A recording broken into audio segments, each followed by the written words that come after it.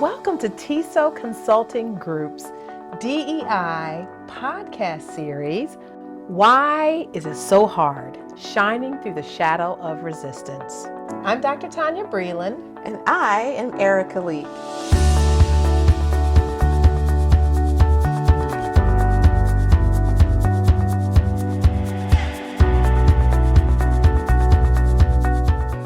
Welcome back.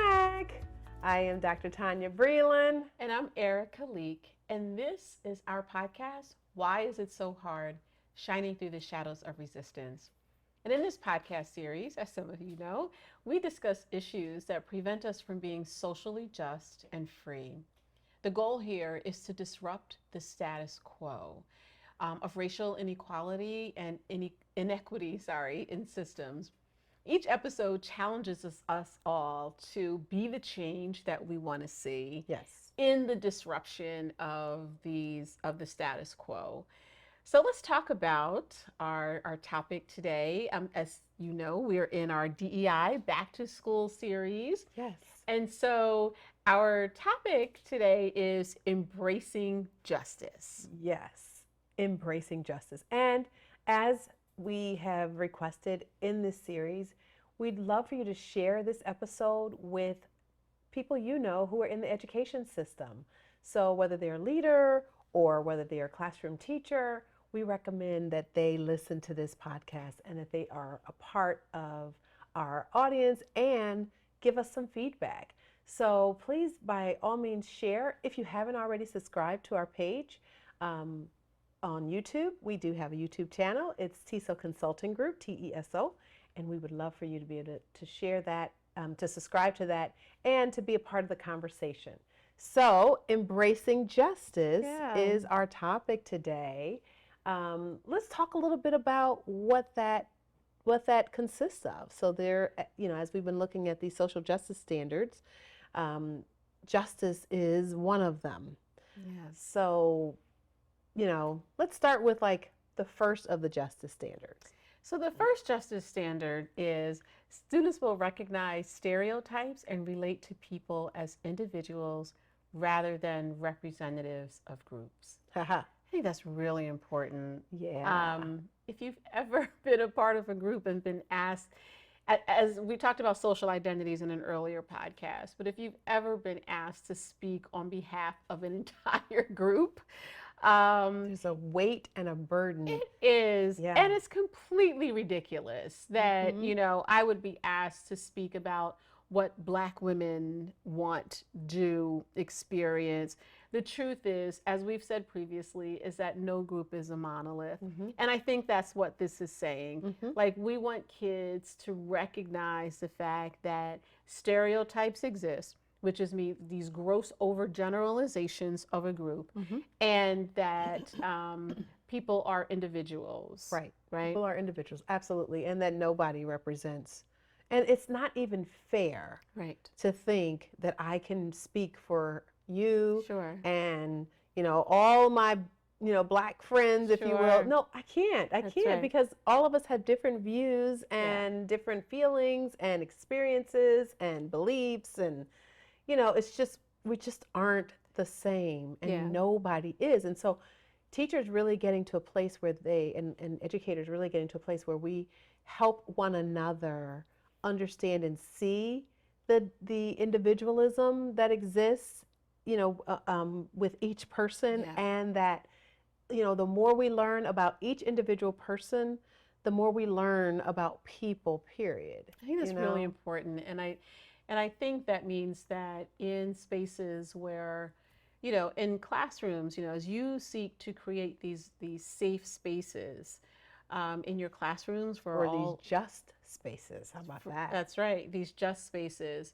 That means that when kids say or, imply something that may be unjust, right? That kind of lumps groups of people into categories. It means that we talk about it, right? We don't let these comments just, go unanswered. Like, we talk about it. Even if you don't have the language, I think we have conversations about like, okay, so So where did that come from, and what do you mean by that? And is that true for all people, do Mm-hmm. you think, Mm-hmm. in this group? I think you address that. And I think very often we're afraid to because we don't really know what to say. Right, right. I think we also think that we have to know all the answers Yeah, as teachers right. or as educators or leaders. And the truth is, We don't. we We don't. don't. Especially if you have a classroom where inquiry and curiosity is part of the culture. It's like we can all learn together, Right, right? right, right. Including the teacher. I think that's really powerful It for is. kids It to is. see that ongoing learning is just that. It's like we are all learning together. Mm-hmm. I remember I had a student in my class that made a remark about Muslim people, and it was disparaging and insulting. And I remember the classroom getting quiet. And I said to her, because what I did not want to do, because I knew her well enough by then to know that that statement was out of ignorance. It wasn't her trying to denigrate or offend a group. Like, this is just what she had heard, and she was kind of repeating it.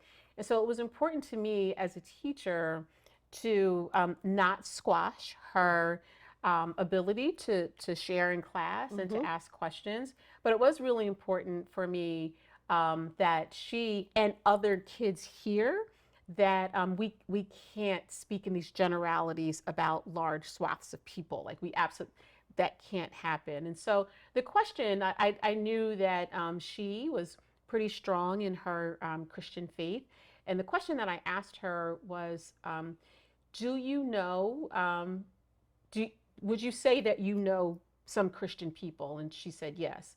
And I said, would you say that you know some Muslim people? And she said no. I said, of the Christian people that you know, would you say that they're all, let's say, kind? And she said no. I said, would you say that they're all generous? She said no. I said, would you say that they're all mean? She said no. I said, why not? She said, because they're all, really very different in their in the way that they are. They're all people. I said, so let's go back to your statement about Muslims. So can you change that so that you apply the same principle to the people, the groups of Christians that you know, to this question about Muslims? And you know what? She got it, and she Mm-hmm. changed it. Mm-hmm. And it was, really. And at the end of the year, I remember her saying, because I taught at a county regional school, and she was telling me that she was going to go back to her district school, but she stopped and she made a point to say to me, you really changed the way that I thought about people. You That's changed the great. way that I think. That's And that was powerful. so good for me to hear Powerful. that, right? Like, Yeah, and that's what it's all it about. Like, is. how do we get kids to really rethink the stereotypes that they come in with? And how do we get them to see, just as the standard said, what does it say? People as individuals rather than representative of the group. Exactly. Yeah. Yeah, yeah. Mm-hmm. Let's look at that next standard. Students will recognize unfairness on the individual level, for example, biased speech, and injustice at the institutional or systemic level. I don't know There why I you go. can't say level.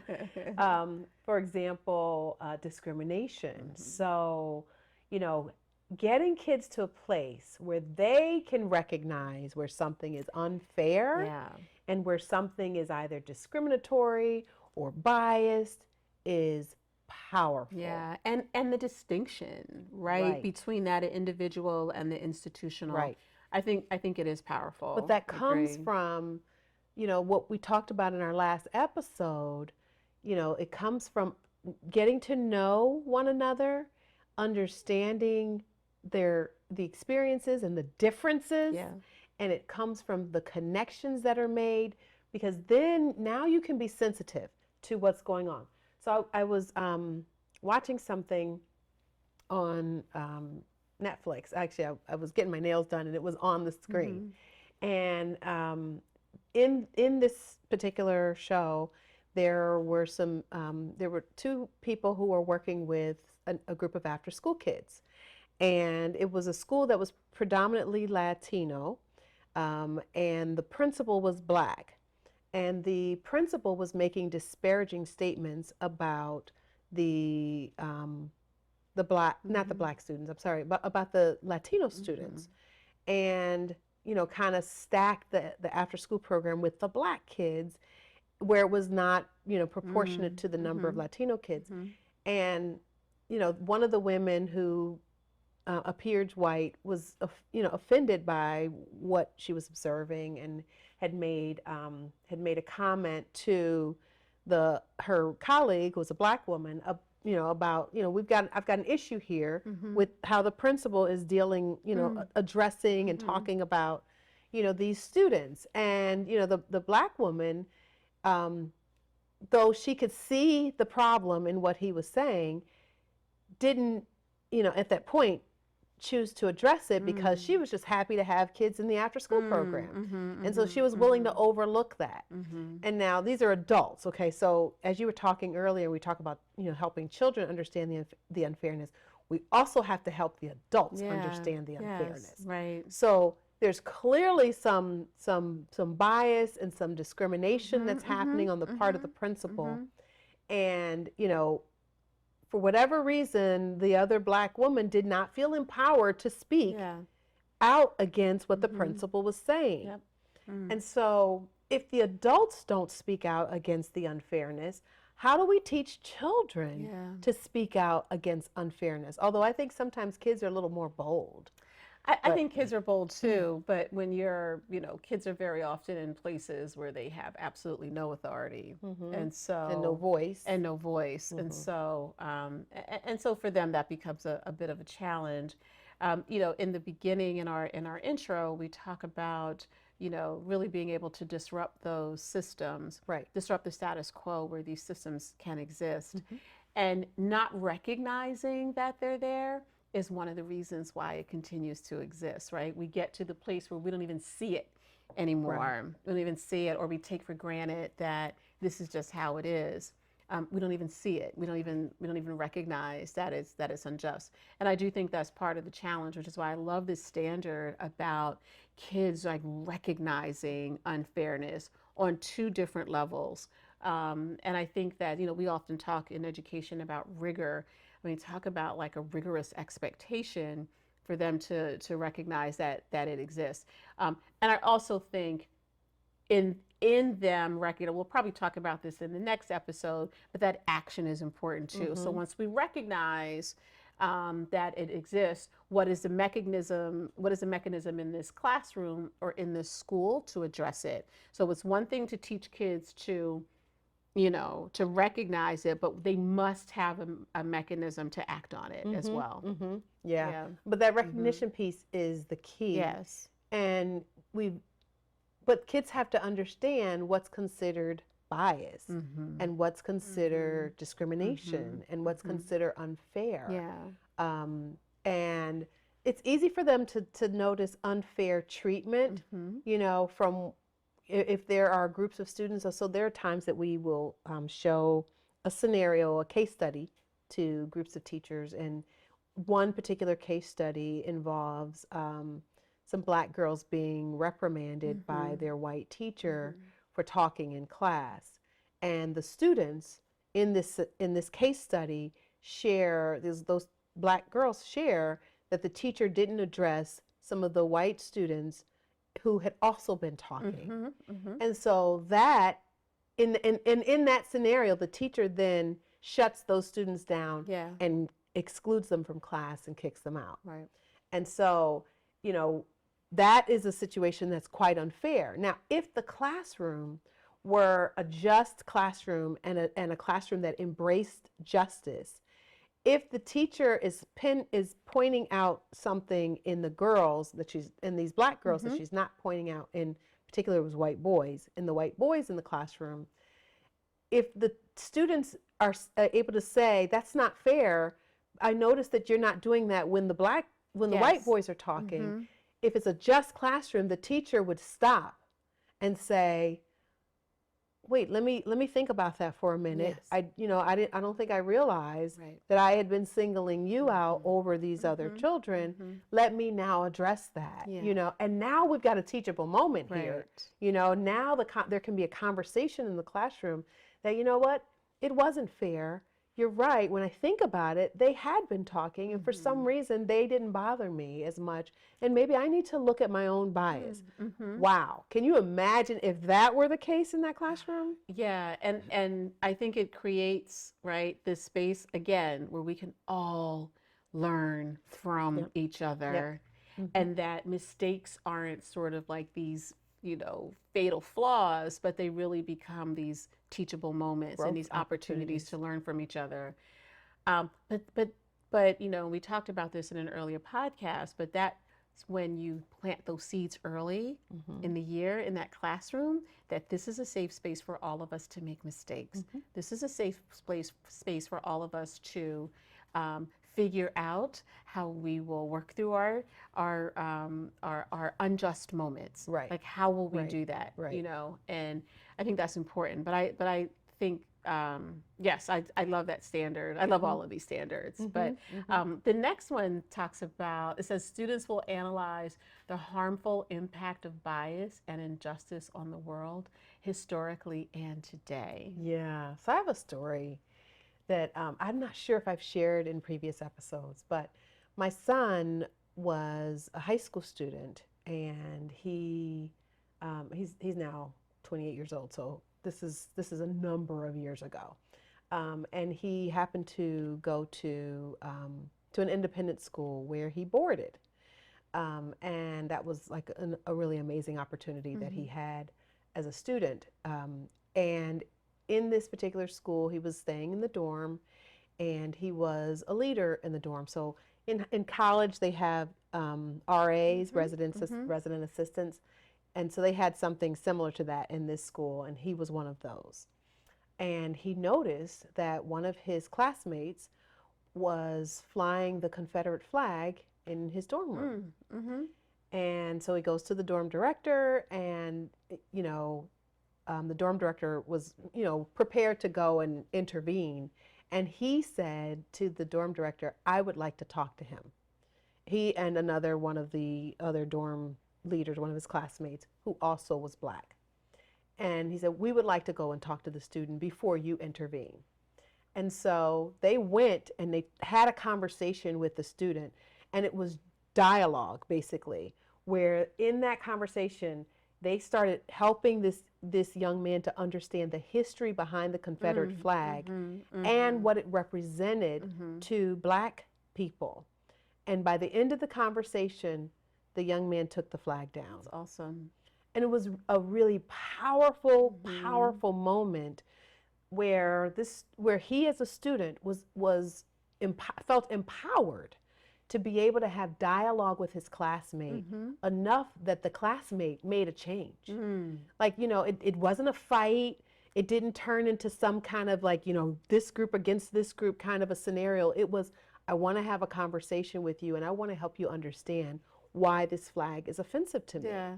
And that conversation, it was powerful enough that the young man said, "You know what? I feel compelled after having heard your story," and I don't know what words the young man said, but after having heard your experience, it's important to me to not offend you Yeah. in this way, and I'm going to take it down. Yeah. And that's what he did. And I thought it was a really powerful moment. Mm-hmm. But there had to be some groundwork to create Sure. an environment in that Yes. school where kids felt like I can safely talk to my classmate, and it doesn't have to turn into a fight. Yeah, I think that's wonderful that even that sort of that peer regulation and Hmm. Hmm. discussion and learning, Right. right? So, no consequences, but we can talk about this. Right. That you're right. That is powerful. Yeah, And because it didn't turn into a discipline yeah, issue. yeah. Maybe it could have. It could have easily, Yeah. easily. But I think what a wonderful example of this standard, really. And it's such a wonderful thing when when kids are able to just, like my father used to say when we were fighting, carrying on, he would say, let kids handle kids' business. And my mom would be like, get them. Um, but there are times when, kids can work it out if we give them the tools, That's right? it. If we give them the language and we give them the safe environment to do that, they can address challenges and learn from each other. And they can do it really young. Yes. They don't have to be like high school students to be able to have this dialogue. I mean, that's what all the research around restorative practices is really all about. It's like the community, right? Kind of addressing some of the challenges that that members of the community may be having with each other. I mean, that's really at the foundation of it. It's like positive peer pressure, right? It's like your peers are able to say, listen, this is a problem and we need you to address it. And that's really a wonderful, and what's really wonderful about it is that it's such a sensitive, like right now, it's so polarizing. Yes. Right. Yes. And so for him to be in that situation where he was able to have that conversation, I think is wonderful. Powerful. Yeah. The next standard talks about students will recognize that power and privilege influence relationships on interpersonal, intergroup, and institutional levels and consider how they have been affected by those dynamics. That's a powerful, powerful standard right there. Did you just use the word privilege? Some people don't like that word. I know they don't. Some people don't like that word. We have episodes about that word. We even did a 2-part. Some people don't like that, Tonya. I know. You're absolutely right. Let's talk about that, though. Yeah. I mean, so I think to say for privilege, when we say privilege, what we are not saying is that people who have privilege did not work for everything that they have. I mean, in some cases, people, they do work hard, but you get the benefit of the doubt. There are some things that you just don't have to contend with when you have privilege. And I think getting kids to really recognize that and see that is important. The dynamics of power and privilege. I think that's really important. It is. Because you cannot disrupt the status quo if you don't know that it's there. Or if you're not willing to recognize or accept or have the language to even like, what is this that I'm looking at? I don't understand it. Right. Yeah, and I think it takes a skilled educator to be able to appropriately teach students to recognize privilege and power and how it plays out. In our society. Yes. And even in our schools, so they can look at, who gets selected, for certain things, who gets certain opportunities extended to them and who doesn't, and whether or not there are certain groups who are being favored in certain ways. You can teach students to recognize that and to have voice and feel empowered to have voice to speak out against it. I so agree with that, and I also think I think the one thing I might add to this is really allyship as well, so that they kind of understand like when they are the ones with the privilege, right? When they are the ones that are have an advantage that others don't. Then and this might I think this will feature in in the next episode when we talk about action piece, but I think allyship is a piece of that as well. Yeah. And then the last one says students will identify figures, groups, events, and a variety of strategies and philosophies relevant to the history of social justice around the world. If you don't know your history, you're doomed to repeat it. Yes. And I think that's what that gets at. Like, if we don't know that this struggle has borne out in different contexts and different environments and societies, we don't know what we're looking at when we see it. This whole movement to suppress African American history and to suppress language and thought and learning around really some atrocities, including the enslavement period in American history, that was done before. Yeah. Right? Yep. That was done before. Yep. After Reconstruction, there was like a real concerted effort to change the language and the narrative around the South. Yes. And it was successful. Yes, and there were laws passed. Yes. Along the same lines that we're seeing right now. Yeah. You know, I just recently read and was just appalled that you know, as a part of the what educators in the state of Florida are allowed to teach about Black history is that, you know, enslaved people were quote unquote learning skills for their that they could use for their personal It's use. ridiculous. And that's like just one piece of how the narrative is being changed. And students, unfortunately, you know, if students in Florida are, if this is what they're teaching students, they then won't have the lens to even be able to point out That's right. the injustice. That's right. In slavery. Because they won't know injustice when they see it anyway. Right. You know, if you're teaching them that crap. Right. You know. Exactly. No, I mean, it's real, you know. I mean, and it's offensive. It is. It You know, really it is offensive. It really is. And you know, we've got to get to a place in our society where we begin to, like we talked about in our previous episode, embrace the differences, you know, and get to a place where we respect one another and we respect the history of groups of people. We can't change history, but we can change what happens in the future. Sure. And, you know, when we think about the history of oppression in our society, you know, that history lasted for centuries. Okay. So it's not something that just happened for a couple of years and then it was over. Centuries. It was embedded in the fabric of our society. And so when we, you know, we have, as a Black group of people, we have been fighting for our, you know, equal and equitable rights in society. And we keep seeing this, like the clock turning backwards for some reason with decisions that are being made in the, you know, in the Supreme Court, you know, with affirmative action. And we do have an episode where we talked about that before we even knew what the Supreme Court was going to say.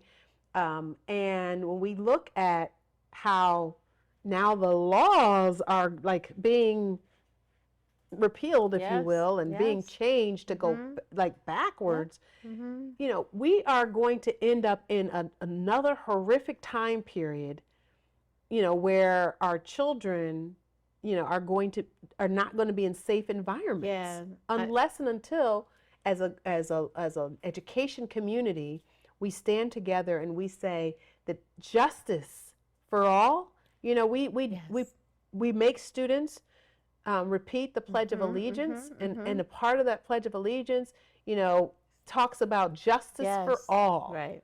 You know, justice for all means, what are we providing for students in the classroom? Are we creating an environment where they even recognize what justice for all is? Yeah. And I would say under that law, no. Right. But that's by design, isn't it? It is. That's by design. It is by design. This is a really intentional move. And it's so, you know, all I can say is, you know, sort of like what are you afraid of? And the fear is really the power of a group of people, because they're not targeting like other, you know, it's just African Americans and this history around the enslavement period. So I wonder then, you know, as a teacher, then given the polarity and given, you know, in New Jersey, it is the law, like you must teach about the contributions and the history of African Americans. We have the Amistad Act, and there are a few others. You know, as we close out, you know, what are some things that you think teachers could do, knowing that there'll be some kind of backlash, even though it is the law?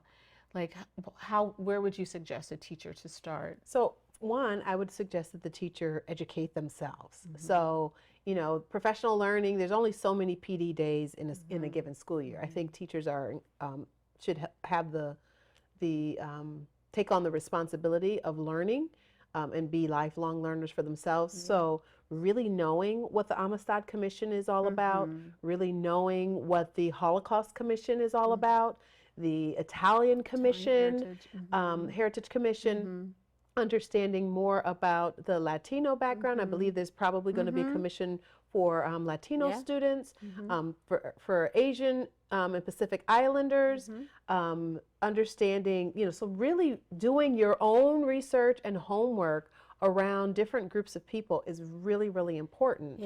And, understanding, just if you as a teacher, as an educator, can understand the history, it helps you to be able to have and engage students in dialogue about the history, because unfortunately we shy away from it because we don't know what we don't know. That's right. And some of us came out of school never having learned it. But that's what I would encourage you to do if you're an educator. And I, again, we want to thank you for joining us today in our conversation. We want to hear from you. We want to know what you're doing in your classrooms, what resources you're using. Share with us on our social media and give us some feedback. Again, I'm Tonya. Thank you for joining us. And I'm Erika. Pleasure to see you again and to be seen again. And we hope to see you at the next episode.